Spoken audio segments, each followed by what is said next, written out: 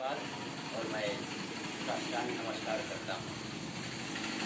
आगे हम खगोड़ी निवासी रामाशंकर तिवारी, उनके पीछे मानस तिवारी अलविला और हमारे नाल पर संगत कर रहे हैं मटियारा निवासी सुदर्शन सिंह जी महाराज। आगे आपको हम कुछ भोले बाबा का अपनी रचना सुना रहा हूँ, शायद आपको अच्छा लगे। जय हिंद, जय भारत, जय भोलेनाथ।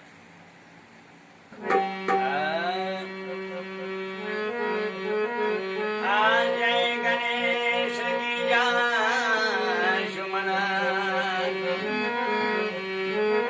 जय गणेश गिरिजा सुमन, जय महेश सुखधाम,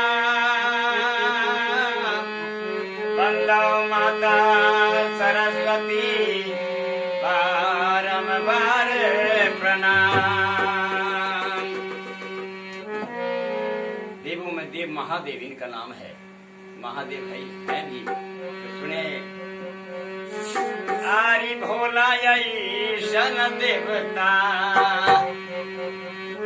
ना जहनमा हम जाला ढारे जय वही भोला ईशन देवता ना जहनमा हम जाला ढारे जय वही भोला ईशन देवता ना जहनमा हम जाला ढारे जय वही।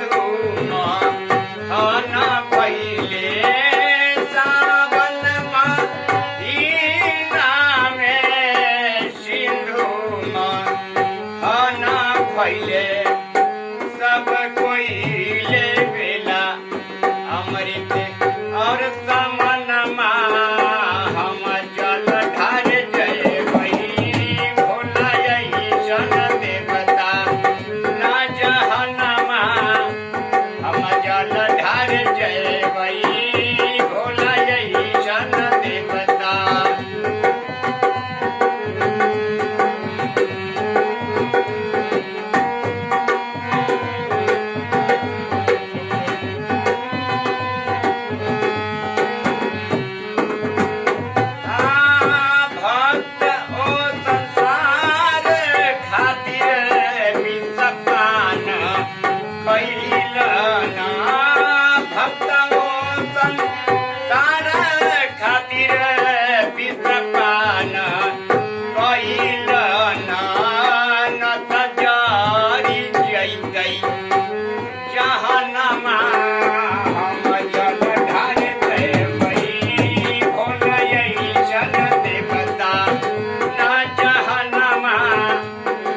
जल ढार जय वही भोला ईशन।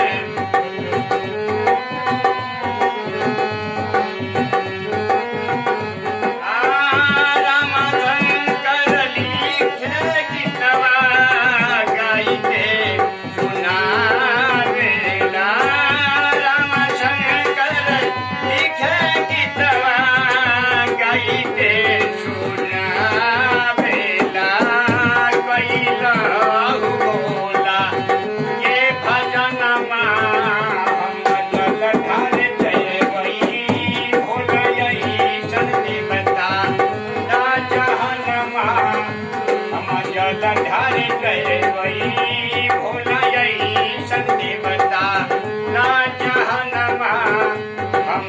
जल ढारे जय